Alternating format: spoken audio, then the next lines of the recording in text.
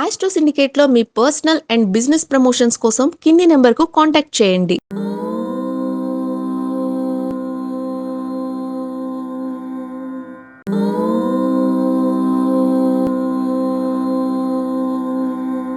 ఓం శ్రీ గురుభ్యో నమః. హరి ఓం.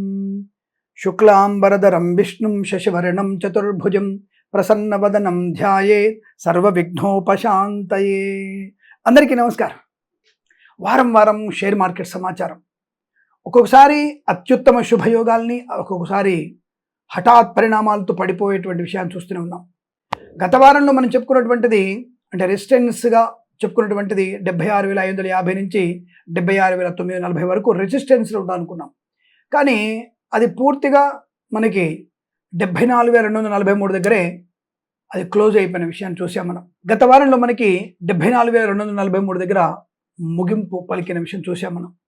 మరి ఎందుకు ఇంత బాగా పరిశీలన చేస్తారు? సంవత్సరం అయిపోయింది ఇంకా పరిశోధన చేస్తారంటే ఇంకా 1 year పరిశోధన చేయాలి. దాని ప్రతి ఒక్క ఒడిదుడుకుల్ని మనం చూసుకుని పెడతాం. యుద్ధాల గురించి, ద్రవ్యోల్బణం గురించి, అంటే మన దేశ జీడిపి, అమెరికా జీడిపి. ఎందుకంటే ఇతర దేశాల నుంచి కూడా మన దేశంలో పెట్టుబడులు పెట్టే వాళ్ళు ఉన్నారు కదా, వాళ్ళు పొరపాటున సెంటిమెంట్తో ఉన్నదంతా అమ్ముకోపోయేసరికి మనోళ్ళు హఠాత్తుగా భయపడిపోయి మనోళ్ళు అమ్ముకోవడం మొదలు పెడుతున్నారు. ఈ సెంటిమెంట్ని కనిపెట్టడం ఇవన్నీ కూడా ఒక రకంగా, మరి ఎంత నిపుణులున్నా, ఇంత క్లాసులు తీసుకుంటున్నా, మీరు పెట్టుబడి ఎలా పెట్టాలి, షేర్ డౌన్ అయినప్పుడు మీరు ఎలా పెట్టాలి, కత్తి కింద పడినప్పుడు ఎలా పట్టుకోవాలి, పైకి ఎలా పట్టుకోవాలి అనేటువంటి క్లాసులు చాలామంది చెప్తుంటారు. సో అలా క్లాసులు విన్నవారు కూడా కొన్ని వందల మంది, వేల మంది, లక్షల మంది మోసపోతున్నారు.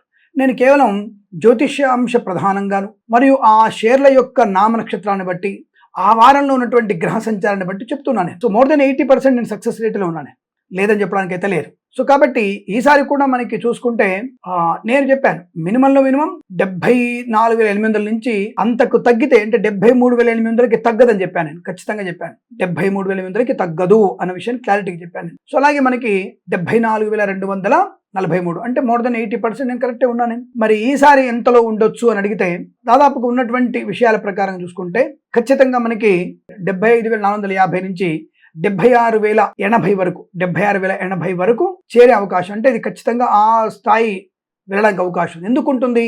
ఆర్బీఐ మనకి వినేటువంటి రెపో రేటుని తటస్థంగా ఉంచడం, జీడిపిని 6.6గా చెప్పడం, కొద్దిగా రూపాయి యొక్క పతనాన్ని కొద్దిగా కంట్రోల్ చేయడానికి పూనుకోవడం, దానివల్ల అంటే వడ్డీలను యథాతథంగా ఉంచడం వల్ల తప్పకుండా ఇవి తటస్థమైనటువంటి స్థితిని పొందుకునే అవకాశం ఉంటుంది. సెంటిమెంట్ గా మనకి వృద్ధిని చోటు చేసుకునే అవకాశం బలంగా కనబడుతోంది. రెసిస్టెన్స్ గా చూసినట్టయితే తప్పకుండా వీరికి మినిమం 75,050 నుంచి 75,900 వరకు అయితే రెసిస్టెన్స్ గా ఉండడానికి అవకాశాలు ఉన్నాయి.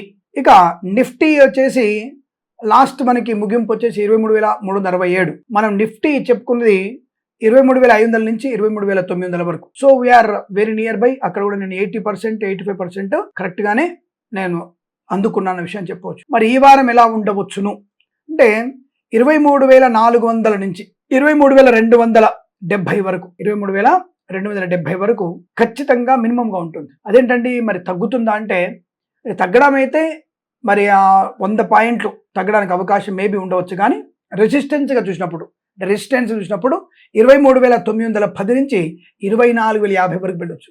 ఇక్కడ బ్యాంకింగ్ షేర్స్ అన్ని కూడా బాగా ఉన్నాయి. ఈసారి బ్యాంకింగ్ షేర్స్ మంచి లాభాలు పొందిన అవకాశం తప్పకుండా. మీ ఎస్బీఐ, ఐసిఐసిఐ, అలాగే యాక్సిస్ బ్యాంక్ షేర్స్ తప్పకుండా కొనుగోలు చేయవచ్చు మీరు. కొద్దిగా హెచ్ఎస్బిసి అండ్ ఎస్ బ్యాంక్ తప్ప అన్ని సానుకూలంగా కనబడుతున్నాయి. మనకి ఐటీ షేర్లలో విప్రో బైబ్యాక్ వల్ల కొంత ప్రాబ్లమ్ వచ్చేసింది మనకి.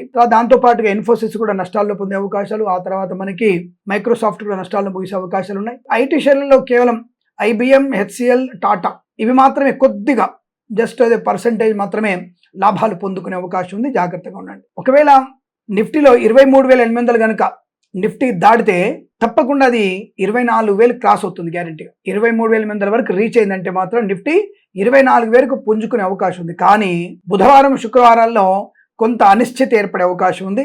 కారణం ఏంటంటే డౌన్ఫాల్ అవ్వడం. ఎందుకంటే గురువారం రోజున మనకి అమెరికా యొక్క జీడిపిని ప్రకటించే అవకాశం ఉంది. అది కూడా మన మీద ఎఫెక్ట్ పడే అవకాశాలు ఉన్నాయి కదా. అలాగే ఐరోపా మార్కెట్ల మీద కూడా కొంత ఇబ్బందికర యుద్ధ వాతావరణ ప్రభావం కూడా పడడం, పశ్చిమ దేశాల నుంచి వచ్చేటువంటి ముడి సరుకుల వల్ల ధరలు పెరగడం వల్ల, నిత్యావసర ధరలు పెరగడం వల్ల కూడా కొంత ఇబ్బంది రావడం.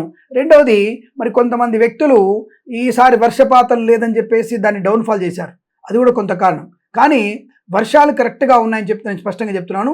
మీకు 12 నుంచి 14 మందిలో మధ్యలో తప్పకుండా మీకు వర్షము స్పష్టంగా పడడానికి అవకాశం ఉంది. మీరు ఖచ్చితంగా వర్షానికి ఎటువంటి లోటు లేదు. 90% అని చెప్పారు, లేదు 100%, 120% వర్షం పడే అవకాశం ఉంది మనకి. కాబట్టి సాధారణ వర్షపాతాలు కాదు, మనకి ఎక్కువగానే జలాశయాలు నిండేటువంటి వర్షపాతం ఉంది. కాబట్టి షేర్ మార్కెట్ గురించి మీరు కంగారు పడక్కర్లేదు. ఈ వర్షాలు వ్యవసాయ ఉత్పత్తుల పెరుగుదల అనేది మనకు నష్టాన్ని కలిగించదు. తప్పకుండా మనకి మార్కెట్ ధరలు మనకి అందుబాటులో ఉండే అవకాశం ఉంటుంది. పంటలు బాగా సమృద్ధిగా పండితే సందేహం లేదు.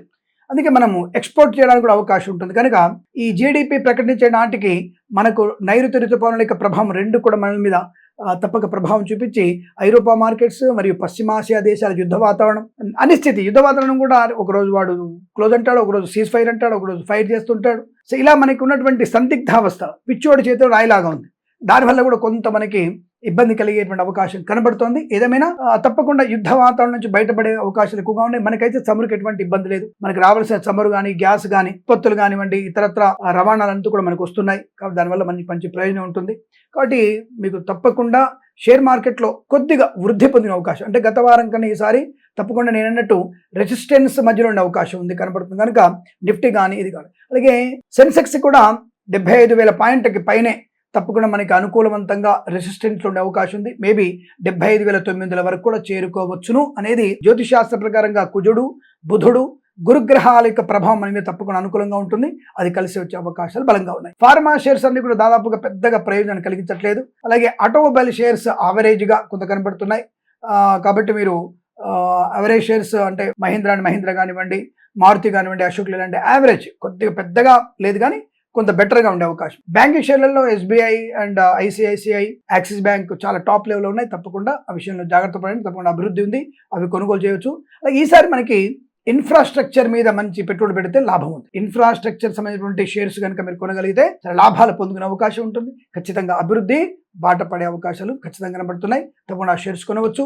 ఇక మీరు మరి ఏ రాశుల వారు షేర్స్ వైపు వెళ్ళకూడదు అని అంటే వృషభం, సింహానికి కొద్దిగా పర్వాలేదు, యావరేజ్ ఉంది స్టార్టింగ్ లో, తర్వాత మళ్ళీ నష్టం ఉంది. కాబట్టి వృషభం, సింహం, ధనుస్సు, మీన రాశుల వారు షేర్ మార్కెట్ వైపు వెళ్ళకపోవడం ఉత్తమంగా చెప్పబడుతుంది. ఈ విషయాన్ని గమనించండి. బట్ మనం చెప్పిన విషయాల్ని మీ స్వీయ అనుభవాన్ని, అలాగే గొప్ప వ్యక్తుల యొక్క అనుభవజ్ఞుల యొక్క సూచనలు, సలహాలు తీసుకొని, అలాగే మీ జన్మజాతక బలాన్ని కూడా సరిచూసుకొని తప్పకుండా మీరు షేర్ మార్కెట్లో పెట్టుబడి పెట్టి ఆర్థికమైన అభివృద్ధి పొందాలని, దేశ అత్యున్నత ఆర్థిక ప్రయోజనానికి, కుటుంబ సౌఖ్యానికి, అలాగే కొత్తగా జంజీలుగా మారి ఉన్నటువంటి వ్యక్తులందరికీ కూడా ఈ యొక్క షేర్ మార్కెట్ గురించి సమగ్రమైనటువంటి వివరణ తెలియాలని, అలా తెలుసుకొని మీరు వ్యాపారంలో కానీ వృద్ధి పొందాలని కోరుకుంటూ సర్వే జన సుఖినో భవంతు. ప్రేమతో మీ కిరణ్ శర్మ. తప్పకుండా మన ఛానల్ని సబ్స్క్రైబ్ చేయండి, లైక్ చేయండి, షేర్ చేయండి, 10 మంది చేత సబ్స్క్రైబ్ చేయించండి. నమస్కారం.